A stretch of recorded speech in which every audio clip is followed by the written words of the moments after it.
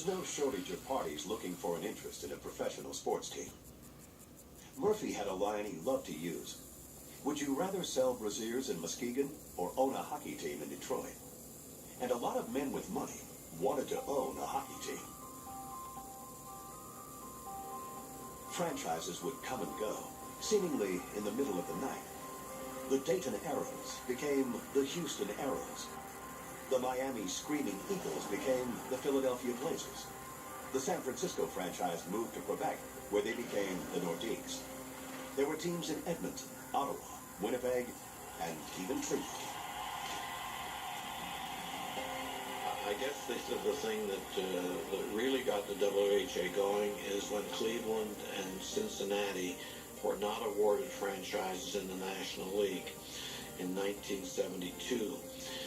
And when they decided to join the WHA, it sort of gave them the credibility that they needed, because now they had some top American cities and people, and not just a sort of a Canadian, Western Canadian league. So out of that, of course, followed in hockey. The reserve clause was eliminated in hockey. It was the first sport, I believe, it was eliminated. Technically, all the players became free agents.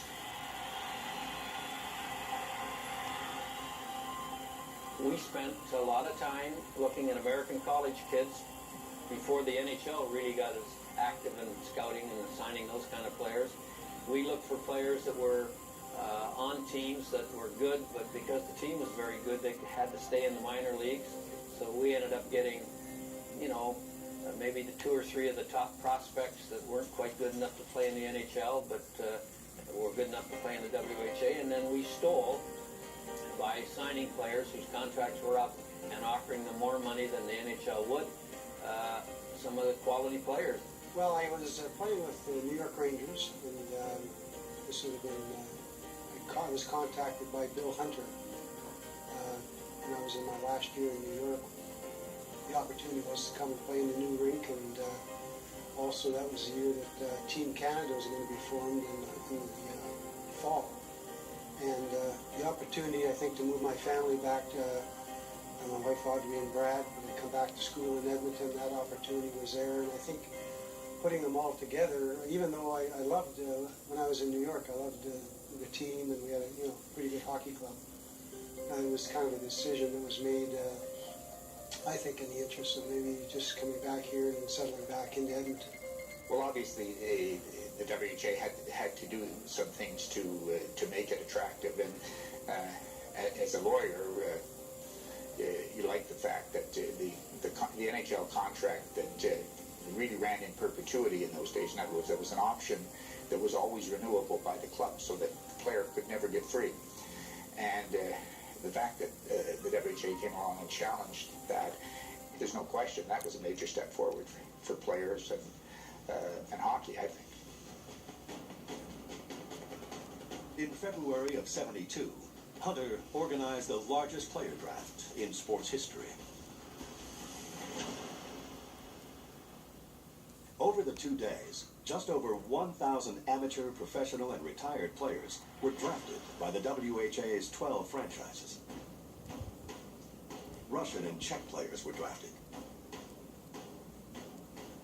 With the average NHL salary sitting at around $40,000, the new league then succeeded in signing a few legitimate stars, along with some aging veterans and a huge collection of journeymen. But the league lacked star power, a face it could market itself around. They would get that player, and that player gave the WHA its league.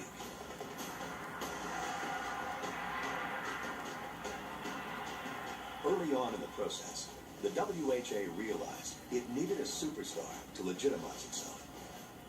They identified Chicago's Bobby Hull as the man for the job. Hull was then 33 years old and starting on the back nine of his career. But he was still a perennial all-star and one of the 3 or 4 best players in the game. And Ben Hatskin, owner of the Winnipeg franchise, met with Hull and Hull told his agent to ask for a $1 million signing bonus, mostly to scare away the upstarts. But the new league passed the hat around literally, came up with the money, and eventually signed Hull to a 10-year deal worth $2.75 million. At the time, the richest contracts in pro sports history.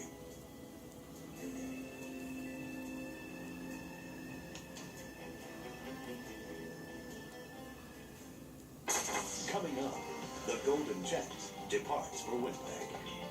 I gave him my word that he must know, and everybody else must know. When I gave my word, it happened. Jane, don't struggle so like a wild, frantic bird. Hey, Steph, what's going on? I bought Jane Eyre online at Indigo with Visa checkout. Not having to fill out payment and shipping info gave me time back. For this. Philip? I am no bird.